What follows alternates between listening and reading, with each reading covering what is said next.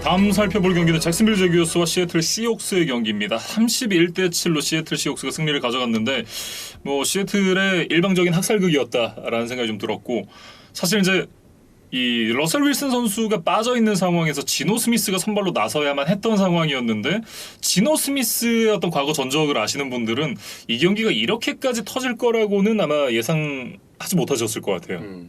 그러니까 잭슨빌이 워낙 안 좋은 모습을 보여주고는 있었지만 어쨌든 시즌 첫 승을 거뒀고 네. 또 바이위크를 보내면서 좀 재충전을 할 수 있는 기회가 있었던 반면에 시애틀은 이제 원래 강팀의 명성을 가지고 있지만 주전 쿼터백이 나설 수 없었기 때문에 네.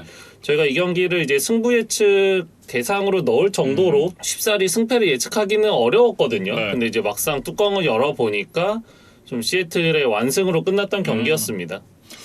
지노 스미스가 이날 이 24번의 패스 중에 20개를 성공을 시켰습니다. 83.3%, 상당히 높은 패스 성공률을 기록을 했고 195야드에 2개의 터치다운을 기록을 했는데, 오프닝 드라이브에서는 그 1야드 지점에서 본인이 직접 라인맨 위로 이렇게 공을 점프를 해서 이 엔드존으로 집어넣는 그런 퍼포먼스를 보여주면서 러싱 터치다운도 하나 기록을 했습니다. 굉장한 센스를 보여줬어요.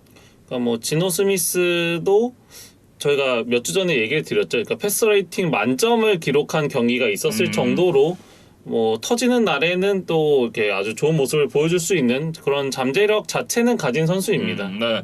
그러면서 이제 이 지노 스미스 선수가 2014년 17주차 마이애미전 이후로 첫 선발승을 기록을 했다 그래요. 거의 지금 7년 만이죠. 네. 네, 그래서 지노 스미스에게는 좀 감격적인 하루였을 것 같습니다. 네, 지노 스미스 선수가 좋은 어떤 퍼포먼스를 보여준 것과는 별개로 시애틀 팬분들은 러셀 윌슨 언제 돌아오나 하는 걱정을 계속 하고 있을 것 같은데, 일단 이제 SNS에 손가락에 박혀있던 핀을 뽑았다는 사진을 찍어서 올렸습니다. 그러니까 복귀 타임라인이 좀 순조롭게 진행이 되고 있는 것 같아요. 네. 그래서 시애틀이 마침 또 9주차에 지금 바이위크를 가질 예정이기 때문에 윌슨이 조금 더 휴식을 할 수 있는 시간을 벌었거든요. 네. 그래서 10주차 그린베이와의 경기에서는 아마도 선발 출전이 가능하지 않을까 그런 생각이 듭니다. 네, 일단은 이 바이비크가 글쎄요, 이 러셀 윌슨 선수가 부상을 당할 걸 알고 있었다는 것처럼 굉장히 절묘하게 9주차에 또 박혀있기 때문에 어쨌든 시애틀 시옥스로서는 굉장히 좀 운이 따랐다라고 좀 봐야 될 것 같고요. 러셀 윌슨 선수가 그린베이전에는 복귀를 좀 했으면 좋겠다라는 생각이 듭니다.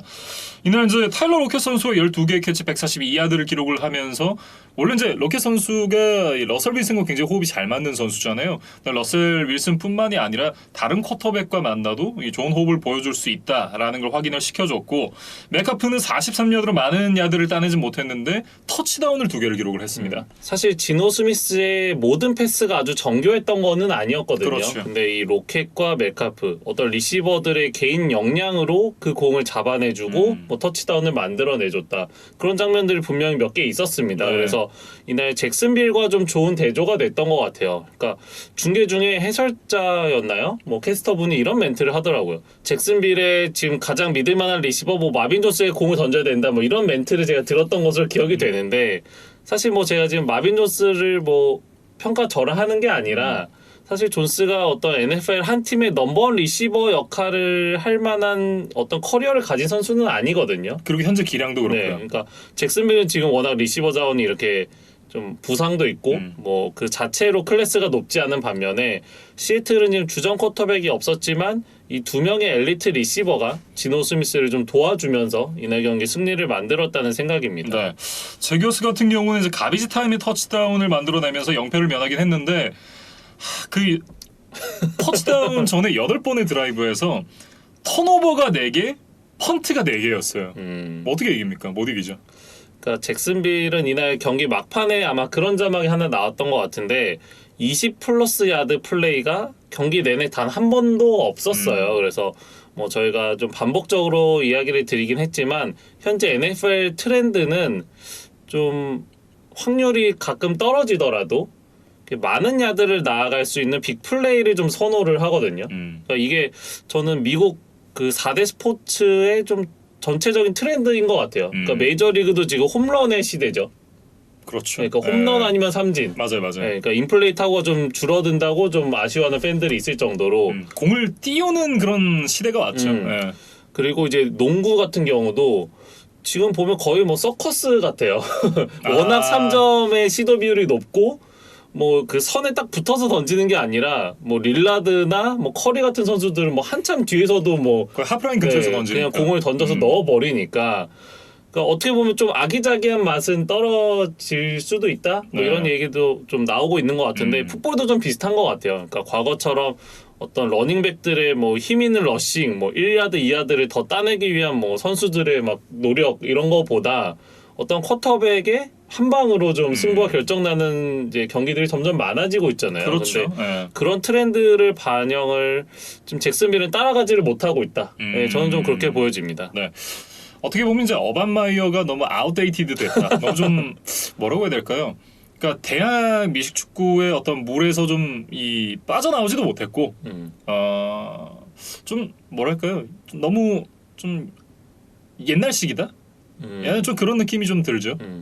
그러니까 제규어스가 지금 일단 쿼터백을 좋은 선수를 갖춰놓기는 했는데 뭐 오펜시브 라인이나 그다음에 확실한 엘리트 리시버들이 없기 때문에 네.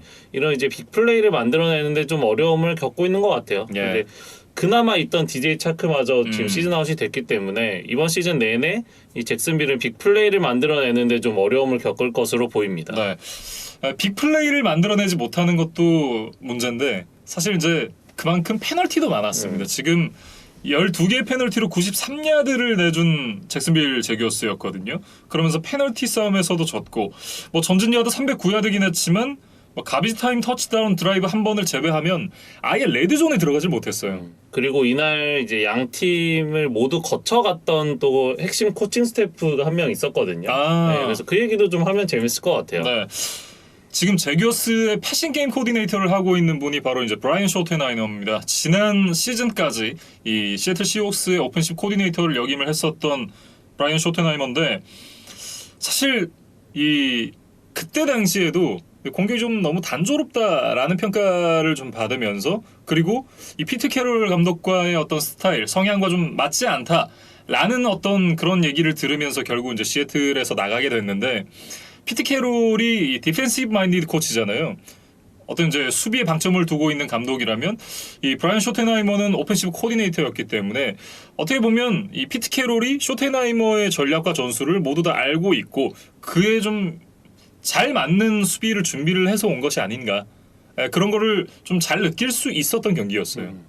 사실 이 쇼테나이머가 시애틀에 있을 당시에 어떤 이제 자신은 좀 패싱을 하고 싶어 하는데 어떤 피트 캐롤이 러싱을 더 좋아하는 감독이었기 때문에 좀 부딪힌 면이 있었잖아요. 맞아요. 그래서 이제 잭슨빌로 옮겨가서 내가 한번 이 패싱 게임을 한번 보여주겠다. 네. 뭐 이렇게 좀 나름 벼르고 나왔을 텐데 이날은 좀 철저하게 막히고 말았다. 그렇게 좀 이야기를 해야겠습니다. 네, 피트 캐롤의 1승이었다 이렇게 얘기를 해야 될 것 같고요. 어쨌든 이제 잭슨빌이 다음 일정이 빌스 그리고 콜츠 원정 나이너스로 이어지거든요. 상당히 쉽지 않은 일정을 기다리고 있는데 남은 경기 중에 1승을 추가할 상대가 딱히 잘 안 보이더라고요. 그러니까 사실 뭐 바이위크를 보내고 오면서 조금 더 팀이 단단해져서 오지 않을까 좀 기대를 했었는데 네. 이날 백업 쿼터백 디노 스미스를 상대로 뭐 공수에서 모두 좀 밀리는 모습을 보여줬기 때문에 좀 잭슨빌의 남은 시즌도 그렇게 긍정적으로 이야기하기는 좀 어려운 상황입니다. 네, 이렇게 이제 잭슨빌 제규어스와 시애틀 시옥스의 경기 살펴봤고요.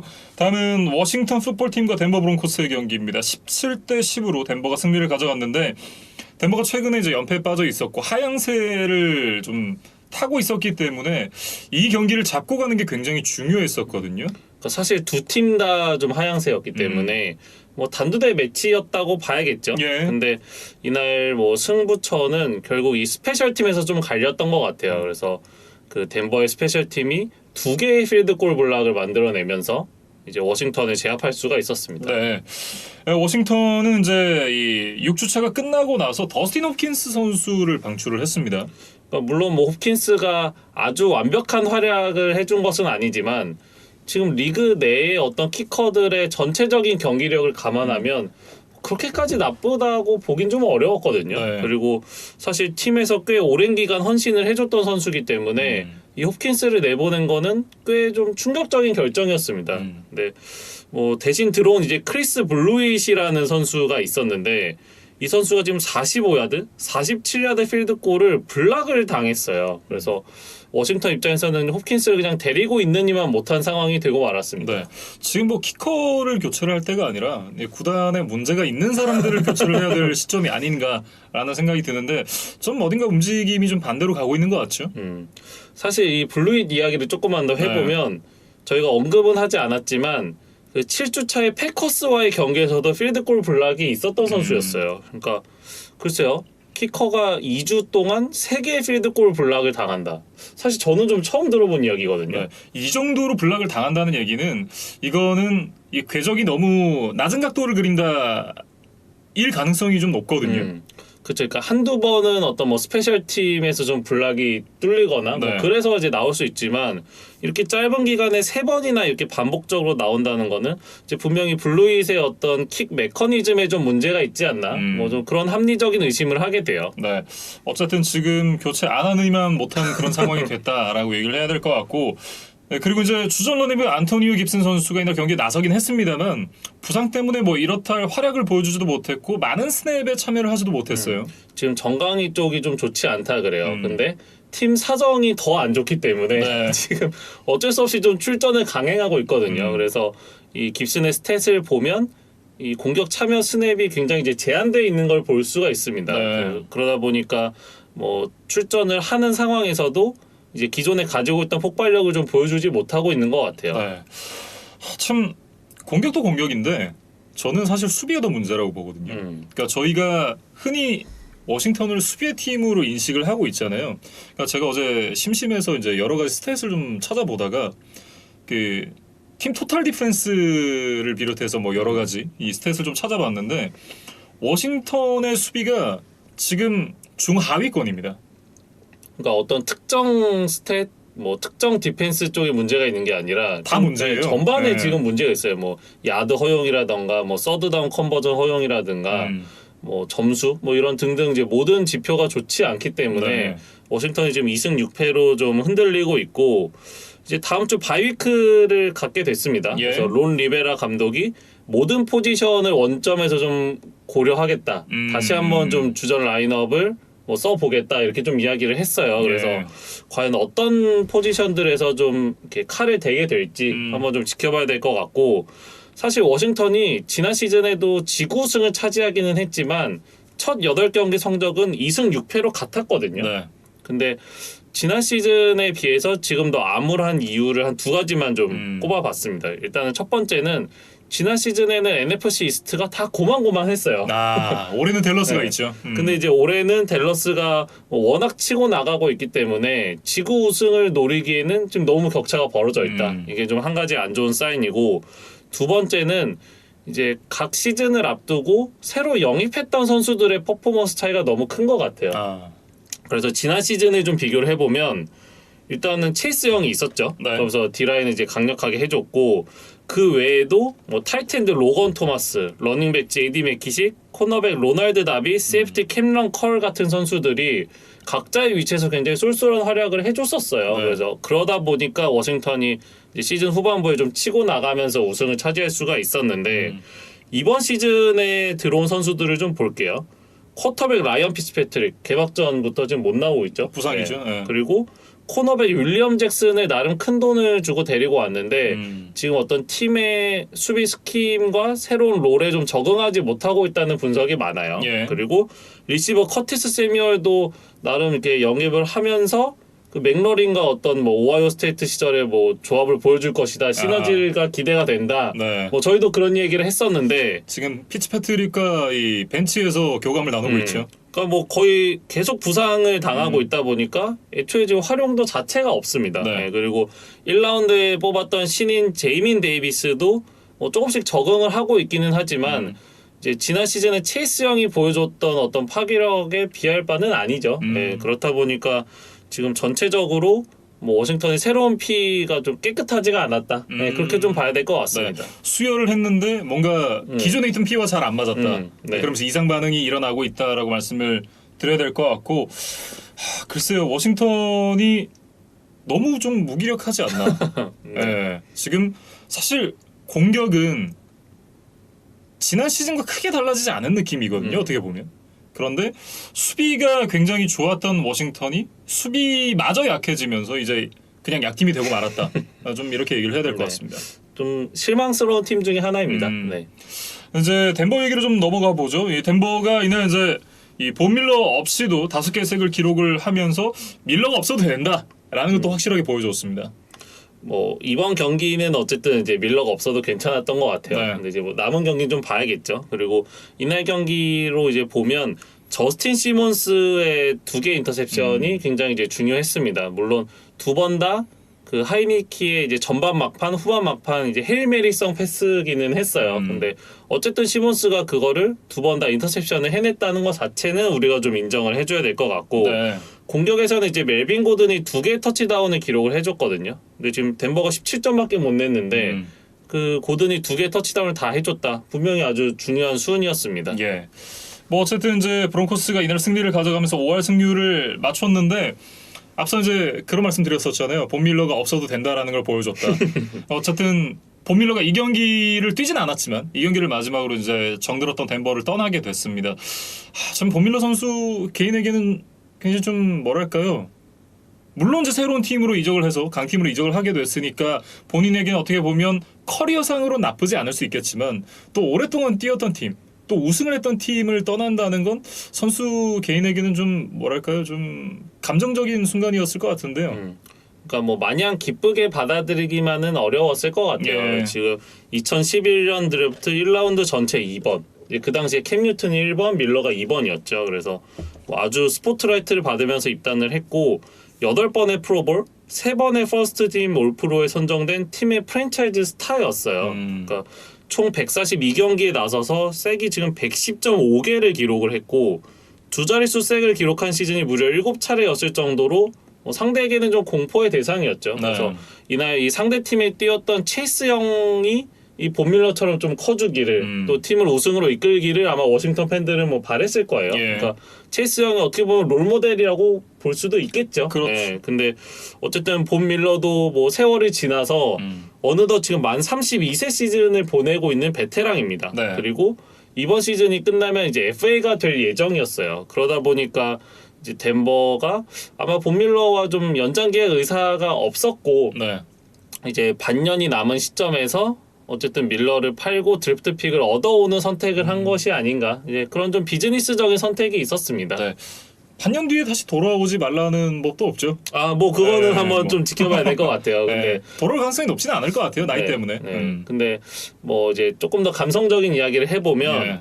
이제 밀러가 슈퍼볼 50 당시의 우승의 주역이었잖아요. 그죠. 우승은 캐리했죠. 네. 사실. 근데 지금 이제 밀러까지 떠나면서 슈퍼볼 50 당시에 이제 주전으로 활약했던 선수가 키커 맥마너스 정도만 남아 있다고 하더라고요. 네. 그러니까 사실 좀 세월의 무상함이 느껴지고 그해 슈퍼볼 이후에 뭐 우승은 고사하고 지금 플레이오프도 한 번도 못 가고 있는 덴버이기 때문에 좀 어떤 새로운 영웅이 나타날 수 있을까? 네, 그 영웅을 좀 기다려야 되는데 이 램스에게 받아온 2라운드, 3라운드 픽에서 그 영웅을 뽑을 수 있을까? 뭐 한번 좀 기대를 해봐야 될 것 같습니다. 네. 비선 실세가 있는 한 덴버는 쉽지 않을 것 같다라는 생각이 좀 들기는 해요. 네. 뭐 얼웨이 예. 얘기를 아마 하신 것 같은데 모르겠습니다. 이제 덴버가 어떤 좀 혁신을 통해서 이제 다시 그 전통의 강호의 면모를 되찾을지 좀 지켜봐야 될 것 같고 뭐 이날 그나마 좀 반가운 소식은 그 자이언츠와의 개막전 이후에 처음으로 한 50여일 만에 돌아온 리시버 제리 주디의 모습을 볼 수 있었던 게 좀 네. 덴버 팬들에게는 반가운 소식이었어요. 그래서 뭐 4번의 캐치 39야드 정도를 해줬으니까 뭐 돌아오자마자 뭐 재기량 발휘했다고 할 수는 없겠지만 뭐 그래도 일단은 건강한 모습으로 한 경기를 치렀다는 거에 좀 만족을 해야 될 것 같습니다. 네. 뭐 로스터에 들어있다는 것 자체가 의미 있지 않을까요? 네. 네. 어쨌든 뭐 이 얘기는 나중에 하도록 하고 워싱턴과 덴버의 경기를 좀 살펴봤습니다. 다음은 이제 템파베이 버커니어스와 뉴올리언스 세인츠 경기로 얘기를 이어가보도록 하겠습니다. 36대 27 뉴올리언스가 승리를 가져갔는데요. 세인츠가 이 경기를 승리를 가져가면서 양 팀이 이제 6승 2패, 5승 2패 반 게임 차가 됐습니다.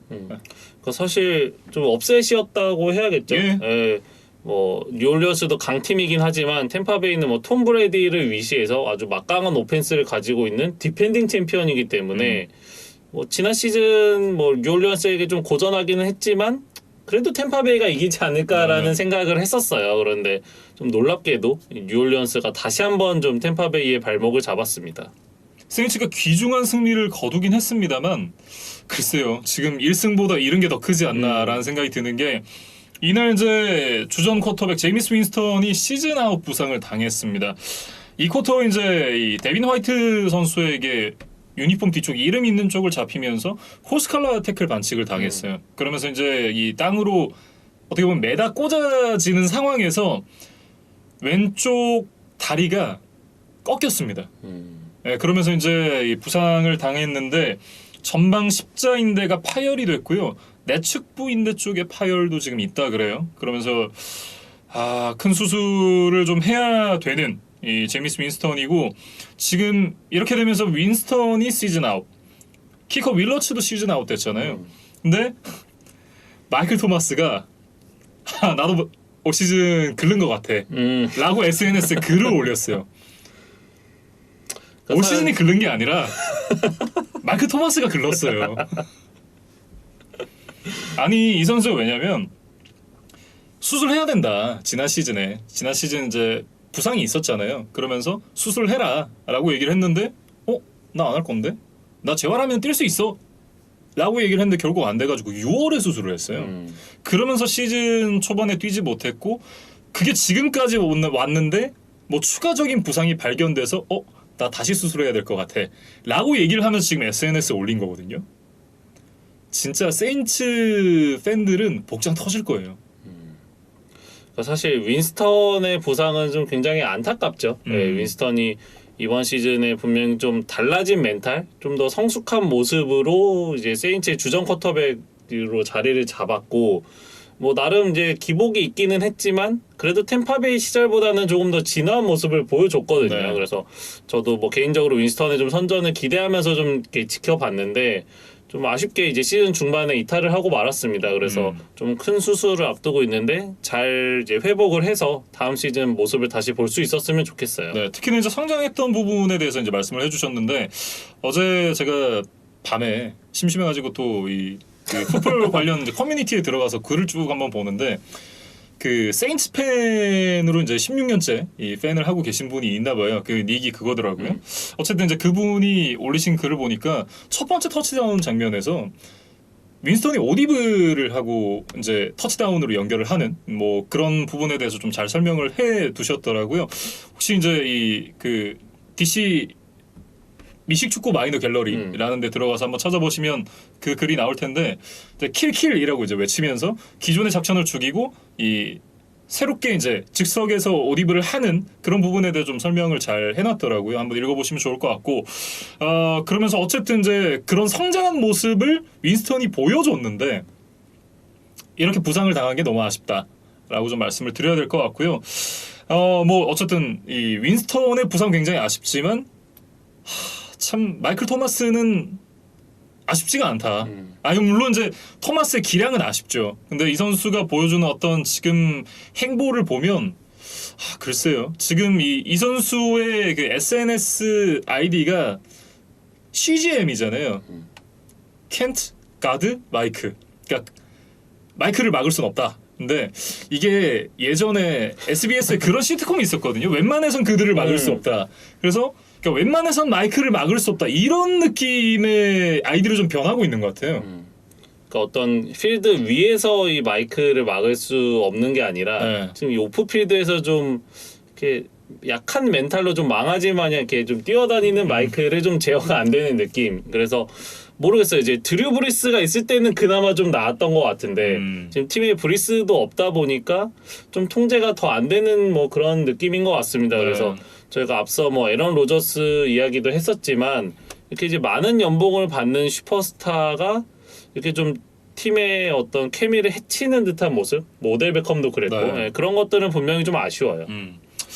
어쨌든 세인츠 팬들은 좀 많이 속이 탈 것 같다라는 생각이 들었고 지금 이 윈스턴 선수가 부상을 당한 이후에 트레버 시미언이 들어와서 경기를 치렀습니다. 어쨌든 뭐 동점 상황에서 들어와서 경기가 이제 세인츠의 승리로 끝이 났으니까 시미언이 나쁘지 않았다라고 얘기를 해야 될 것 같은데 사실 이 쿼터 막판에 이제 반칙이 아니면 인터셉션을 당할 뻔했던 장면도 있었고 템파베이의 수비가 스스로 무너진 그런 느낌이 좀 더 강해서 시미언이 세인츠를 끌고 갈 수 있는 쿼터백인가라는 질문을 저한테 하신다면 저는 아니라고 대답을 할 것 같아요. 그러니까 이날 경기 어쨌든 응급 치료를 해준 거는 맞고 네. 그거에 대해서는 이제 우리가 시미언의 공을 인정을 해야 되지만 그렇죠. 남은 시즌 절반을 시미언에게 맡기는 거는 좀 위험한 선택으로 보여요. 예. 어쨌든 이제 대안에 대해서 얘기들이 좀 나오고 있는데 일단 지금 테이섬 힐 선수가 부상입니다. 예, 복귀에 이제 시동을 걸고 있고 뭐 훈련에 참여를 했다라고는 하는데 당장 뭐 선발로 나오기는 쉽지 않을 것 같고 그리고 이제 이 트레버 시미언이 이날 보여준 모습은 뭐 나쁘진 않았습니다만 사실 좋았다라고 보기도 어려워서 시미언도 사실 장기적인 대안은 안 될 것 같아요. 그러면 누가 있냐? 지금 이 올 시즌 뽑은 루키 이안북이라는 이제 쿼터백이 있는데 이 선수도 사실 지금 연결지 않았거든요. 차라리 시미언이 낫지 않을까라는 생각이 들고 물론 이제 이 선수가 나와서 잘할 수도 있습니다만 너무 도박이잖아요. 근데 세인츠의 성적은 지금 도박을 하기에는 생각보다 너무 좋다라는 생각이 들어서 시미언이 나오던지 혹은 새로운 쿼터백을 영입하던지 둘 중에 하나가 될 것 같은데 지금 현지에서는 필립 리버스가 연락을 받으면 고려를 해보겠다라는 뭐 이런 뉴스가 올라왔더라고요. 지금 뭐 고등학교인가요? 뭐 어디서 고등학교에서 코치하고 있죠. 코치를 하고 네. 있는 것으로 알고 있는데 뭐 몸을 만들고 있었는지 좀 이제 궁금하네요. 예, 뭐 정력왕이니까. 예. 그러니까 뭐 혹시나 이제 리버스가 깜짝 컴백을 하는 뉴스가 네. 나온다면 뭐 NFL 리그를 좀 뒤집어 흔들 만한 아주 이제 재밌는 소식이 될 것 같고 뭐 현실적으로 보면 일단 테이섬 힐이 준비가 될 때까지 시미언으로 가다가 뭐 힐 쪽으로 옮겨가는 것이 이제 뭐 저는 개인적으로 가장 확률이 높은 시나리오가 아닌가 싶습니다. 근데 사실 테이섬 힐 선수가 어깨가 그렇게 좋은 선수가 아니잖아요. 한 방을 기대할 수 있는 선수가 아니기 때문에 지금 어떻게 보면 정반대의 스타일인 그 윈스턴 선수가 주전 쿼터백이었다가 지금 완전히 스킴이 바뀌어야 되거든요. 이걸 테이섬 힐 선수가 잘 어떻게 할 수 있겠느냐. 그리고 급격하게 시즌 중반에 스킴이 바뀌는 부분에 대해서 선수들도 적응을 할 수 있겠느냐. 이런 부분을 생각을 해본다면 저는 차라리 테이섬 힐은 그냥 가제 플레이어로 쓰는 게 나은 것 같아요. 과연 이제 션 페이튼 감독이 어떤 결정을 내릴지 좀 지켜봐야 되겠습니다. 네. 그리고 이제 템파베이 얘기로 좀 넘어가 보면 템파베이는 스스로 무너졌습니다. 자멸을 했다라고 얘기를 해야 될 것 같은데 이날 이제 브레이디가 4개 터치다운을 기록을 했습니다만 인터셉션 2개를 던졌고요. 이게 이 숫자에서도 좀 느껴지듯이 이날 경기에서도 잘하는 순간들과 못하는 순간들이 좀 공존했어요. 이날 이제 시릴 그레이슨에게 이제 역전 롱맘을 던지면서 또 뭐 좋은 모습을 보여주기도 했습니다만 뭐 인터셉션 2개, 스트립색, 턴오버가 3개였거든요. 추격하는 상황에서 좋은 모습을 보여줬다곤 해도 사실 그렇게 끌려가게 된 상황에는 톰 브레이디의 부진이 있었고 결국 경기 후반에 이제 게임이 터지게 된 원인 제공도 브레이디가 했다라고 봐야 될 것 같아요. 그렇게 보면 사실 톰 브레이디가 좋은 경기를 했다고 보긴 어렵죠. 그러니까 지난 시즌 정규리그 2경기에서도 브레이디가 뭔가 좀 꼬이는 듯한 모습이 보였었거든요. 네. 근데 이날도 그것이 좀 반복되면서 이제 벅스가 패하고 말았고 특히 그 마지막 2미닛 드라이브에서 어떤 역전을 만들어내는 것이 브레이디 뭐 전매 특허잖아요. 그렇죠. 근데 이날은 그 파이널 2미닛 드라이브에서 결정적인 인터셉션을 허용하는 모습도 있었으니까 뭐 조금 더 아쉬웠다고 해야 될 것 같아요. 예. 그리고 이제 반면에 그 공을 잡아냈던 이제 PJ 윌리엄스라는 선수에 대해서 좀 이야기를 해보면 이 선수가 사실 그 미네폴리스 미라클의 희생자입니다. 맞아요. 예.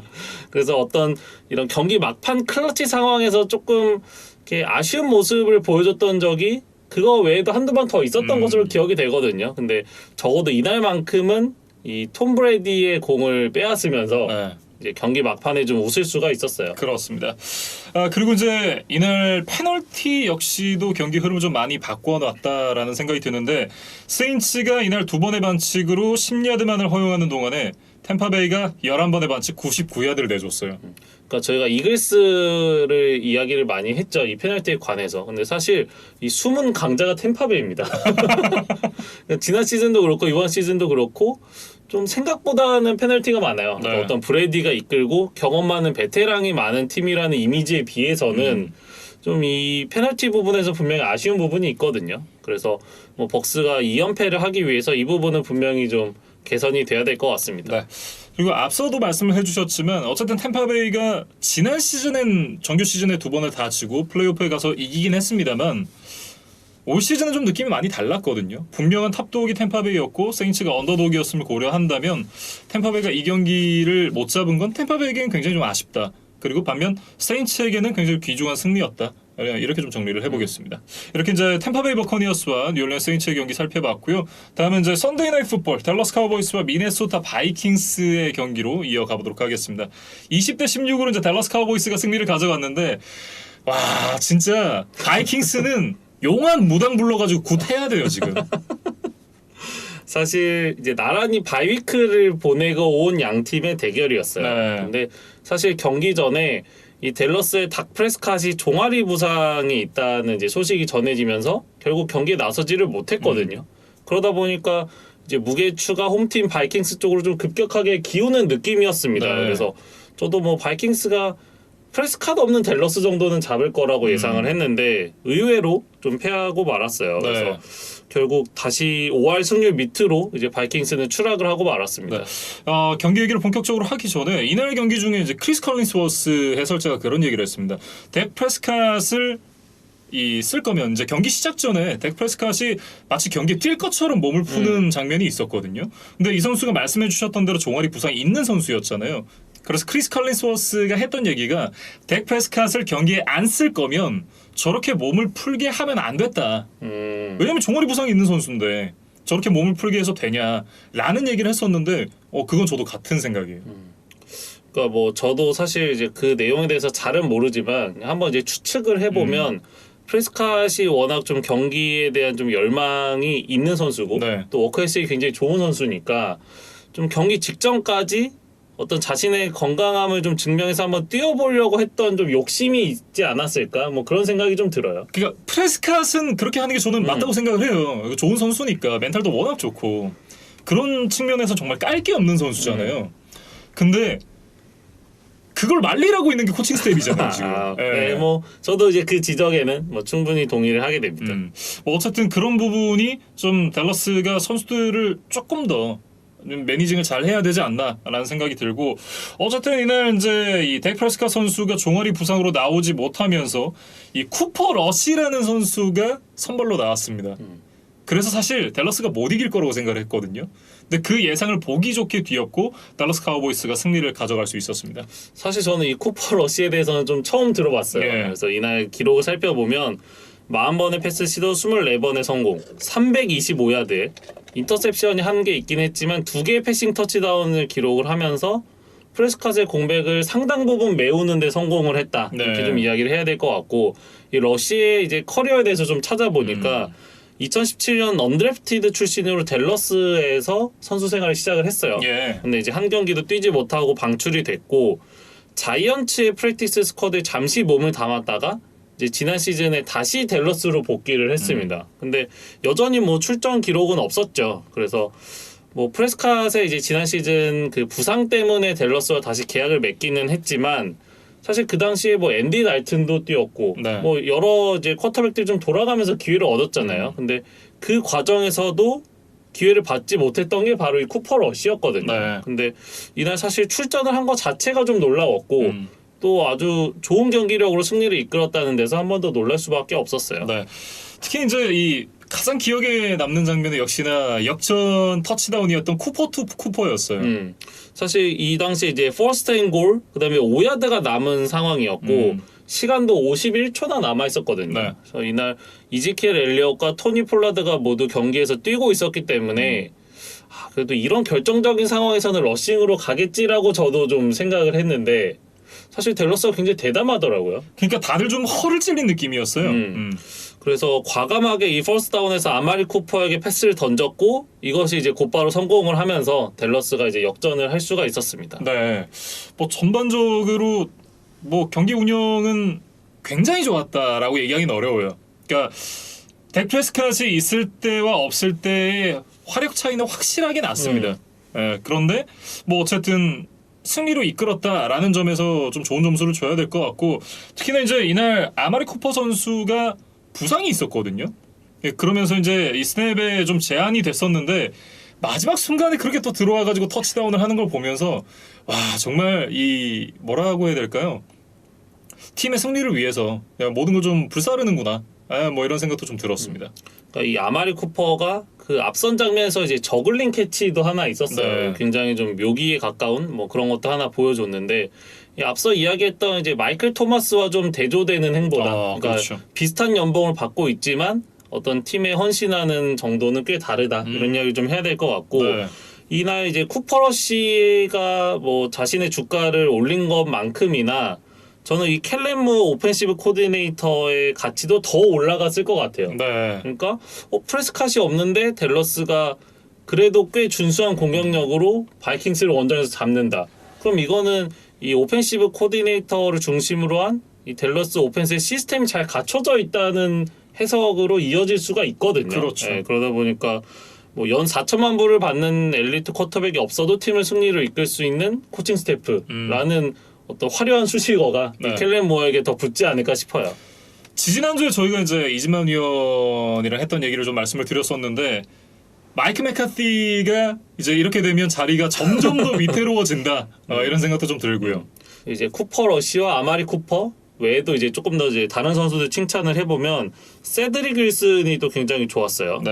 트릭 플레이에서 35야드 패싱을 던진 뭐 그런 장면도 있었고 이제 사이드라인 쪽으로 이제 바이킹스의 CFT가 좀 이렇게 흩어져 있는 틈을 잘 노려서 그 가운데를 잘 뚫고 들어가서 73야드 리시빙 터치다운을 만들어낸 장면도 있었거든요. 네. 그래서 세드릭 윌슨이 지금 마이클 갤럽의 공백을 나름 잘 메워주고 있다. 네. 이렇게 좀 이야기를 해야 될 것 같고 사실 엘리엇은 뭐 비교적 잠잠한 하루를 보내기는 했어요. 근데 그 역전을 만들어내는 드라이브에서 사실 그 서드 앤 11 굉장히 절체절명의 위기였거든요. 근데 이거를 이제 짧은 패스를 받아서 상대 태클을 좀 몸으로 이겨내면서 이제 그 퍼스트 다운 마커를 통과해 준 것이 댈러스 승리에는 또 좀 발판을 만들어 줬다는 생각입니다. 네. 그리고 이제 수비진도 이날 분전을 하면서 결국 이제 마지막에 이 커크 커즌스에게 기회를 주지 않은 점, 뭐 이런 점도 좀 높게 사야 될 것 같고. 바이킹스는 지금 이제 이 마이크 짐머 감독의 경질설이 계속해서 흘러나오고 있던 상황이었는데 이날 경기로 인해서 본격적으로 좀 불이 붙은 느낌이에요. 이날 생전 처음 보는 디펜시브 딜레이 오브 더 게임이 선언이 됐습니다. 사실, 이런 게 있는지 처음 알았어요. 네, 저도 좀 뭐 처음 알았던 것 같아요. 네. 왜냐면 이 딜레이 오브 게임은 이 공격 제한 시간을 어겼을 때 이제 보통 공격팀에게 부과가 되는 페널티죠. 그렇죠. 네, 그래서 미식축구 경기는 일단 공격팀의 센터가 공을 스냅을 해야 이제 뭔가 플레이가 이루어지기 때문에 수비팀이 딜레이 오브 게임을 하는 것 자체가 사실 거의 불가능한 상황이거든요. 그렇죠. 네. 근데 이제 왜 이런 페널티가 나왔냐면 그 NFL 이제 규정을 보면 연달아서 같은 스냅에서 두 번 타임아웃을 부르는 것이 불가능해요. 네. 근데 이제 지머 감독이 그거를 이제 룰을 위반을 하면서 이제 페널티를 받고 말았습니다. 사실 저희는 모를 수 있어요. 왜냐하면 현지 중계진들도 룰을 잘 몰라가지고 룰 전문가한테 물어보는 경우들이 있잖아요. 예. 그럴 만큼 이제 이 미식 축구의 방대하고 세세한 룰을 다 알기는 쉽지 않습니다. 근데 감독은 그걸 알아야 되는 직업이잖아요. 그렇죠. 예. 근데 이거를 물론 이제 이런 실수를 했으니까 그 다음부터는 똑같은 실수를 안 하겠지만 그 실수 때문에 이 경기를 내줬다. 사실 그렇게 좀 봐야 되거든요. 이게 이제 역전을 허용하던 그 마지막 드라이브였는데 원래 서드 앤 16이었어요. 맞아요. 근데 여기서 이 딜레이 오브 게임 페널티가 나오면서 서드 앤 11이 됐고 엘리엇이 그걸 퍼스트 다운을 만들어 줬던 거거든요. 그래서 뭐 지머 감독의 인터뷰를 제가 좀 간단하게 이제 살펴보니까 일단 사실 바이킹스 한번 타임아웃을 걸고 네. 이제 좀 이제 재정비를 하는 과정에서 그 사이드라인에 있던 어떤 다른 코칭 스태프가 타임아웃이 또 필요할 것 같다고 좀 소리를 질렀다 그래요. 네, 근데 이제 그거를 듣고 좀 자기도 무의식적으로 한 번 더 타임을 신청하고 말았다. 뇌절이 왔다. 네, 뭐 그런 이야기를 했는데 뭐 어떤 이유에서건 간에 결국에는 이제 감독이 좀 책임을 져야 되는 부분이겠죠. 네. 좀 뭐라고 해야 될까요? 어떤 그런 극한 상황에서도 좀 침착함을 유지를 해야 되는 게 감독이라고 한다면 마이크 짐머는 좀 그런 측면에서는 이 경기에선 좋지 않았다.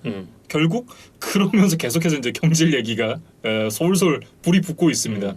지머 감독이 이번 시즌 끝까지 완주를 할 수 있을까를 좀 지켜봐야 될 것 같고 이제 공격에서 보면 저스틴 제퍼슨이 21야드로 묶였던 게 좀 아쉬웠고 네. 그다음에 이제 서드 다운, 포스 다운 컨버전을 합쳐서 15번 시도 중에 지금 2번밖에 성공을 하지 못했거든요. 그러다 보니까 좀 점수를 만들어내는데 어려운 점이 있었고 네.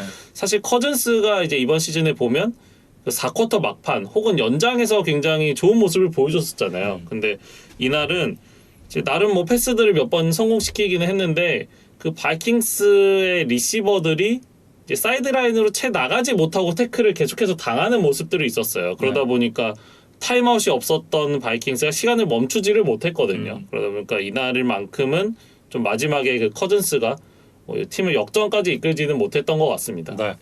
뭐 어쨌든 미네소타는 정말 허무한 좀 패배를 당하게 됐다라는 생각이 들고 빠르게 굿을 해야 됩니다. 지금 굿 시급합니다. 네.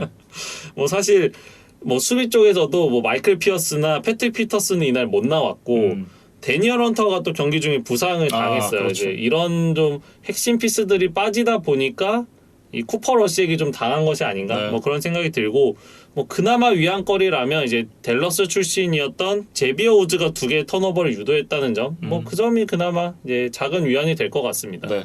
그렇게 큰 위안은 안 될 것 같죠. 어쨌든 달라스 카우보이스와 미네소타 바이킹스의 경기 살펴봤고요. 자, 마지막 경기로 이어가 보겠습니다. 먼데이 나잇 풋볼이었던 뉴욕 자이언츠와 캔자스시티 칩스입니다. 20대 17로 칩스가 승리를 가져갔습니다. 칩스가 이기긴 했는데 진 것보다 더 찝찝한 경기였다. 저는 그렇게 좀 적어봤어요. 그러니까 승리를 하기는 했는데 어떤 최근의 그 칩스의 부진한 트렌드를 뒤엎지는 못했던 것 같아요. 네. 사실 이제 이게 이렇게 얘기하면 좀 뉴욕 자이언츠를 너무 무시하는 거다라고 생각을 하실 수도 있는데 2승 5패를 기록하고 있는 팀을 상대로 이런 경기력을 보여주는 안 되는 팀이 칩스잖아요. 네, 그런 경기력을 보여줬다라는 게 좀 큰 문제가 되는 것 같고 이것도 이제 사실 정말 멸망 직전까지 갔었거든요. 헬게이트가 오픈이었는데 이 오시인 지메네스가 반칙을 범해주면서 겨우 이겼다. 뭐 좀 이렇게 얘기를 해야겠습니다. 그러니까 사실 마홈스가 인터셉션을 한 번 더 했었는데 네. 그게 지워졌죠. 네, 자이언츠의 옵사이드 반칙이 선언이 되면서 이제 무효가 됐어요. 그렇죠. 사실 그게 좀 칩스와 마홈스를 살렸다고 봐야 될 것 같아요. 네. 뭐 이날 이제 저는 매닝 브라더스의 중계를 봤거든요. 이날 이제 게스트 중에 하나가 마이클 스트라인이었어요. 이제 뭐 자이언츠의 또 전설적인 선수죠. 이 선수가 나와서 이제 일라이 매닝과 이제 얘기를 좀 그때 선수 당시의 얘기도 좀 많이 하고 그랬었는데 이 일라이 매닝과 마이클 스트라인의 정말 나라 잃은 표정이 볼만했다. 먼저 이렇게 말씀을 드려야겠습니다. 그러니까 뭐 지금은 이제 중립적인 해설자로 일하고 있기는 하지만 그래도 이 친정팀 자이언츠에 대한 애정은 또 여전히 남아 있겠죠. 네. 저는 사실 이런 걸 보면서 좀 부럽다라는 생각을 했어요. 그러니까 이게 지금 이제 마이클 스트라인이 팍스의 커멘테이터로 일을 하고 있잖아요. 근데 이 중계가 ESPN 중계였단 말이에요. 근데 이게 가능하다라는 게 좀 대단하다. 그리고 좀 부럽다라는 생각이 들었고 이게 우리나라 같으면 정말 상상도 하기 어려운 일이잖아요. 이걸 좀 우리나라 버전으로 좀 바꿔서 비유를 해보면 지금 SBS 스포츠에 있는 이승엽 해설위원이 그 MBC의 정규 야구 방송 때 게스트로 나오는 거예요. 그런 셈이잖아요. 네. 그렇죠. 이건 우리나라에선 절대 있을 수가 없는 일이거든요. 불가능한 일인데 이게 가능하다라는 건 정말 대단하다. 좀 많이 부럽다. 뭐 이런 생각을 해봤습니다. 이게 왜 그러냐면 지금 어떻게 보면 그 여러 스포츠 방송사들이 있고 같은 종목을 중계하는 방송사들은 시청률 경쟁이라는 걸 하잖아요. 근데 그렇기 때문에 어떻게 보면 상대 방송사의 시청률을 올려줄 수 있는 그런 일들은 잘 하지 않는단 말이에요. 물론 이제 NFL이라는 컨텐츠 자체가 워낙 크기도 합니다만 이게 지금 이미 큰 컨텐츠를 우리가 공유를 하면서 이 파일을 계속해서 키워 나가야 된다라는 느낌을 좀 받았거든요.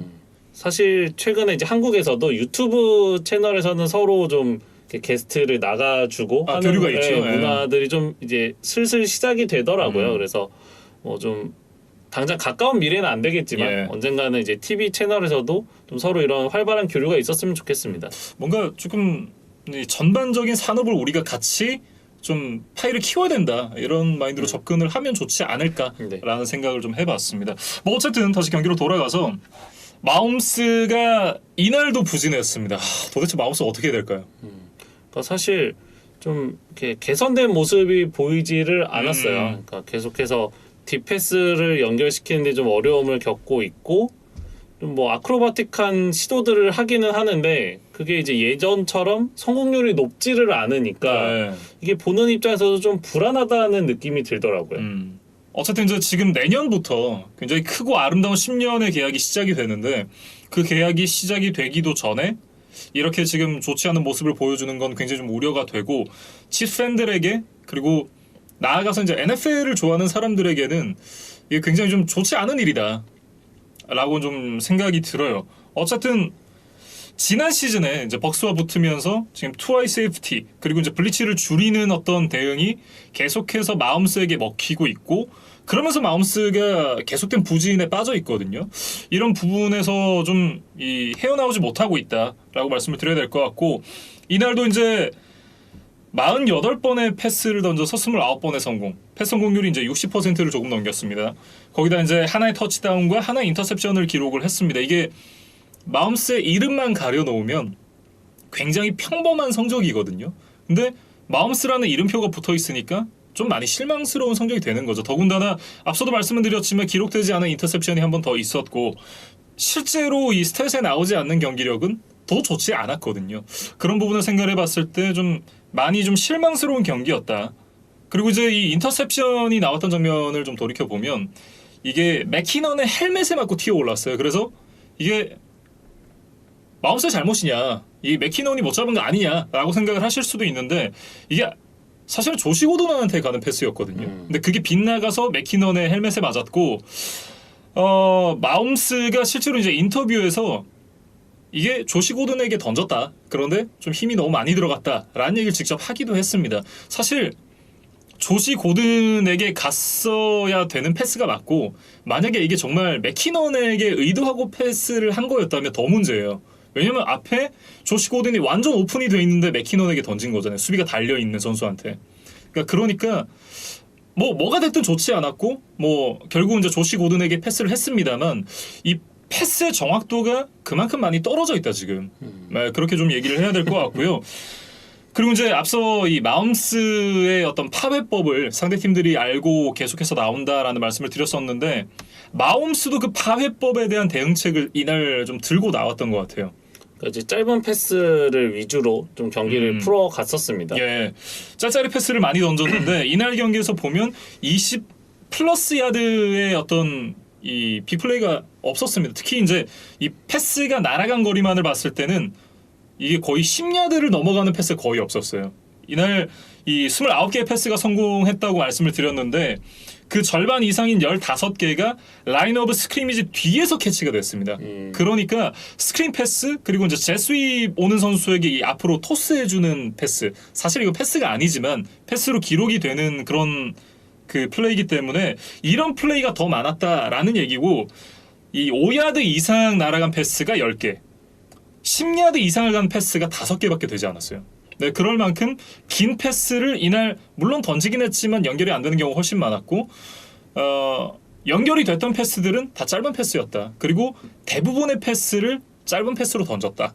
그러니까 그 얘기는 뭐냐면 지금 이 뒷공간에서 커버리지를 좀 많이 두고 있는 상대편의 수비를 대응을 해서 짧은 패스 이후에 야드 애프터 캐치의 전략을 갖고 나왔는데 사실 이 경기가 자이언츠가 어떻게 보면 마지막에 반칙 때문에 내준 경기지 사실 자이언츠가 이기는 경기였거든요. 그러니까 이 대응책이 승리로 이어진 거라고 보긴 좀 어려울 것 같아요. 그러니까 작전을 바꿔서 이긴 게 아니라 어떤 이제 상대의 좀 실수를 틈타서 운 좋게 승리를 했다. 네. 이렇게 좀 보는 게 더 합리적인 것 같아요. 네. 그 칩스의 공격력의 정체성은 그거잖아요. 타이릭 힐 선수가 뒷공간을 털고 지금 이 뒷공간에 세컨더리를 뒤쪽으로 물려놓으면 그 중간에 비어있는 공간으로 켈시가 들어간다. 그럼 뭐 어쨌든 힐에게 던지든 켈시에게 던지든 뭐 전진을 만들어 나간다. 특히나 이제 빅플레이를 만들어 간다. 그게 이제 칩스의 장점이자 어떤 정체성이었는데 이거는 지금 장점과 정체성을 모두 잃는 어떤 대응 전략이 아닌가. 좀 실패다라는 생각이 들어요. 그러니까 이제 타이릭 힐이 특히 이제 뒷공간을 돌파해서 한 번에 뭐 60야드, 70야드짜리 터치다운을 만들어내는 게 이제 칩스의 좀 전매 특허였는데 그것이 좀 실종이 된 지가 꽤 됐습니다. 네. 그래서 뭐 칩스가 지금 새로운 방법을 좀 찾아봐야 될 것 같아요.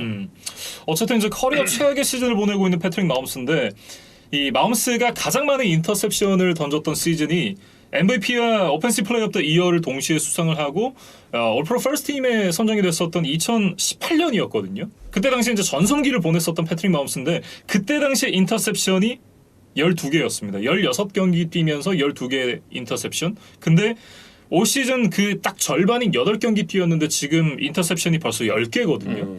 이 10개 인터셉션이 모두 마홈스의 책임이냐? 뭐 그건 아니라고 얘기를 할 수 있겠죠. 물론 한두 개는 뭐 리시버들의 어떤 문제가 있었다라고도 얘기를 할 수가 있는데 그렇다고 하더라도 지금 이 인터셉션은 좀 너무 많다라는 생각이 들어요. 그러니까 그거 외에도 좀 볼을 지켜내는 그런 능력도 좀 떨어진 것 같아요. 네. 그래서 이렇게 스트립색 펌블을 당하는 장면도 이번 시즌에 좀 늘어난 것 같습니다. 특히 이제 최근 4경기의 성적을 좀 제가 묶어봤는데 2승 2패 패스 성공률이 61.9%, 터치다운이 5개인데 인터셉션이 6개예요. 그러니까 패서 레이팅으로 따져도 75.2. 이게 뭐 4경기밖에 안 되니까 이렇게 묶어서 이렇게 보는 게 무슨 큰 의미가 있겠느냐라고 얘기를 할 수도 있는데 상대를 보면 빌스, 워싱턴 풋볼팀, 타이탄스, 자이언츠예요.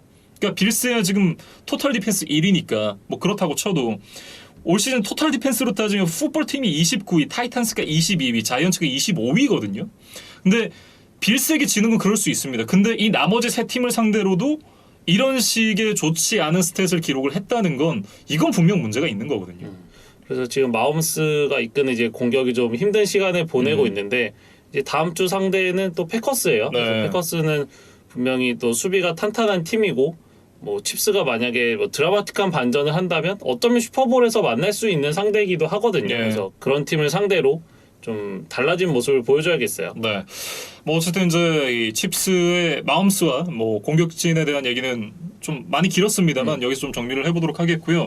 수비가 이날 뭐 잘했다라고 얘기하기는 좀 어려울 것 같아요. 그러니까 수비도 뭐 사실 뭐 자이언츠의 공격이 좀 빈약했기 때문에 티가 안 났다라고 얘기를 해야 될 것 같고 그나마 이제 프랭크 클락 선수가 이날 이제 이 경기에 쐐기를 박는 시즌 첫 번째 스트립셋과 함께 이제 펌블 유도를 기록을 했는데 이제야 좀 밥값을 하기 시작한다라는 느낌이 들어요. 사실 이 선수가 받는 돈이 지금 5년에 1억 달러가 넘어가거든요.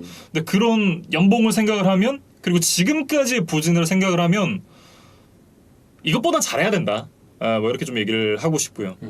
그러니까 우리가 이제 크리스 존스만 좀 떠올리잖아요. 칩스 수비 앞선을 생각하면. 예. 근데 사실은 받는 돈을 보면 이 두 선수가 이제 거의 동급의 활약을 좀 해줘야 되거든요. 맞아요. 클락이 지금부터라도 좀 분전을 해야겠습니다. 네. 자이언츠 얘기로 좀 넘어가 보면 자이언츠 지금 이제 케니 갈라다이도 빠져 있고 지금 세컨 바클리 선수가 또 부상으로 빠져 있잖아요. 그런 상황에서 칩스가 물론 지금 부진에 빠져 있긴 하지만 칩스를 상대로 이 정도의 경기력을 보여줬다. 뭐 자이언츠로서는 나쁘지 않았다. 뭐 결과가 좋지는 않았지만 나쁘지 않았다라고 얘기를 해야 됐고 좀 경기를 못 잡은 것은 많이 아쉽다라고 얘기를 해야겠죠. 뭐 데니얼 존스가 나름 뭐 분전하기는 했는데 이제 조금 역부족이었고 네. 세이컨 버클리가 또 지금 코로나 양성 판정을 받았어요. 그렇죠. 예, 그러면서 좀 추가적으로 결장 기간이 길어질 것으로 보입니다. 그래서 자이언츠는 결국 이제 시즌 초에 이야기했던 이제 부상에 계속 좀 발목을 잡히고 있는 모양새예요. 예. 다음 주에는 이제 이 레이더스를 만나게 되는데 레이더스가 지금 분위기 굉장히 안 좋습니다.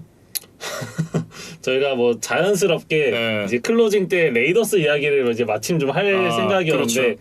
마침 또 자이언츠가 레이더스를 만날 예정이에요. 예. 그래서 뭐 좀 뒤숭숭한 분위기의 레이더스를 상대로 좀 승리를 거둘 수 있을지 한번 지켜보겠습니다. 네, 이렇게 이제 뉴욕 자이언츠와 캔자스시티 칩스의 경기까지 이번 주에 펼쳐졌던 모든 경기들을 살펴봤습니다. 그리고 이제 좀 이거는 얘기를 하려고 하니까 좀 마음이 무겁네요. 예. 헨리 럭스 선수가 음주운전으로 교통사고를 내서 이 사망자가 생겼습니다. 예.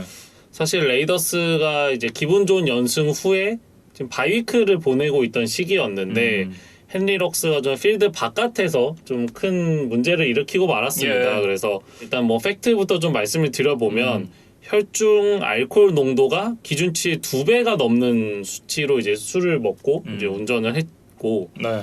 뭐 차량 안에 또 뭐 총기도 있었다 그래요. 그렇죠. 네, 그리고 그 운전을 하는 속도가 거의 지금 시속 250km에 가까운 속도를 냈다고 지가 하거든요. 슈머예요? 네, 그러니까 사실은 굉장히 좀 위험한 이제 운전을 했고 이제 이것이 결국 사고로 이어지면서 피해 차량에 있던 이제 운전자가 좀 사망을 하는 안타까운 일이 이제 벌어졌습니다. 저는 이제 그렇게 좀 적어왔거든요. 2020 드래프트에서 그 누구보다 빠른 스피드를 자랑을 하면서 다른 어떤 와이드 리시버보다 빠르게 뽑혔던 헨리 럭스가 음주운전과 함께 시속 250km의 빠른 속도로 운전을 하다가 커리어도 가장 빠르게 마감을 했다라고 적어왔고 참 애꿎은 사람이 죽었습니다. 어쨌든 뭐 고인의 명복을 빌겠고요. 류중 PD가 이제 사진을 넣어주기로 했는데 차량의 상태가 좀 많이 심각합니다. 그러니까 거의 완전히 파손될 정도로 이제 사고가 좀 크게 났어요. 네. 그러면서 헨리 럭스는 이제 곧바로 레이더스에서 방출이 됐습니다. 그래서 워낙 뭐 지금 큰 문제를 일으켰기 때문에 뭐 NFL에서 다시 모습을 보이는 거는 거의 불가능할 것 같고 안 되죠. 네. 일단은 뭐 그 선수 생활 문제를 떠나서 지금 이제 뭐 감옥에서 과연 몇 년을 보내게 될까 이제 오히려 이런 것들이 더 지금 헨리 럭스에게는 중요한 뭐 문제가 될 것 같아요. 그래서 네. 사실 럭스에게 조금 더 이제 실망스러운 포인트들이 뭐냐면 이 헨리 럭스가 그 대학 시절 친구 중에 이제 교통사고로 사망을 했던 뭐 친구가 있었다 그래요. 그래서 그 친구를 애도하는 뭐 셀러브레이션을 경기장 위에서 한 적도 있었고 네. 뭐 자신의 SNS를 통해서 뭐 그 친구에 대한 좀 애정과 그리움을 드러내는 뭐 포스팅을 하기도 했어요. 그러니까 분명히 이 교통사고의 어떤 위험성, 그다음에 뭐 이것이 야기할 수 있는 어떤 안타까운 문제들에 대해서 충분히 인지를 할 수 있는 상황이었음에도 불구하고 어떻게 보면 좀 내로남불이죠. 그렇죠. 그러니까 스스로가 좀 오히려 남을 해치는 이런 행동을 했다는 거는 뭐 어떤 이유에서건 좀 용서를 받기 어려운 상황이다. 네. 네, 그렇게 좀 이야기를 해야 될 것 같습니다. 참 이렇게 되면서 레이더스는 이번 시즌에 정말 무슨 악재들이 계속해서 겹치고 있어요. 그러니까 뭐 감독도 좀 문제를 일으키면서 팀을 떠났고 또 이제 나름 넘버원 리시버로 키워보려고 했던 유망주도 지금 이렇게 팀을 떠나게 됐기 때문에 네. 레이더스 뭐 구단과 선수들 그다음 이제 팬들에게도 좀 착잡한 마음일 것 같습니다. 네, 그래서 일단 다음 주에 자이언츠를 만날 예정인데 일단 이 비사치아 감독 대행이 팀을 좀 잘 수습을 해서 이제 경기에 좀 나서야 될 것 같아요. 네. 마이크 메이옥 단장이 사실 그때 당시에 리시버 탑 2는 CD 램 그리고 제리 주디였거든요. 근데 이 선수를 뽑은 것 자체가 굉장히 의외다라는 평가를 받았었고 그게 지난 시즌까지는 평가가 그렇게 좋지만은 않다가 올 시즌 럭스 선수가 좀 좋은 모습을 보여주면서 이게 좀 평가가 바뀌었었거든요. 그런데 지금 다시 한번 좀 평가가 그 역전되는 뭐 그런 상황으로 온 것 같습니다. 그러니까 뭐 드래프트를 할 때 결국에는 이 선수들의 인성 문제에 대한 모니터링 예. 이것이 또 얼마나 중요한지를 좀 다시 한번 깨닫는 뭐 그런 사건이 될 것 같습니다. 네, 뭐 다시 한번 그 고인의 명복을 빌겠고요. 저희는 이제 이 8주차 리뷰를 여기서 마무리를 해보겠습니다. 저희는 9주차 경기들과 함께 다음 주에 다시 돌아오겠습니다.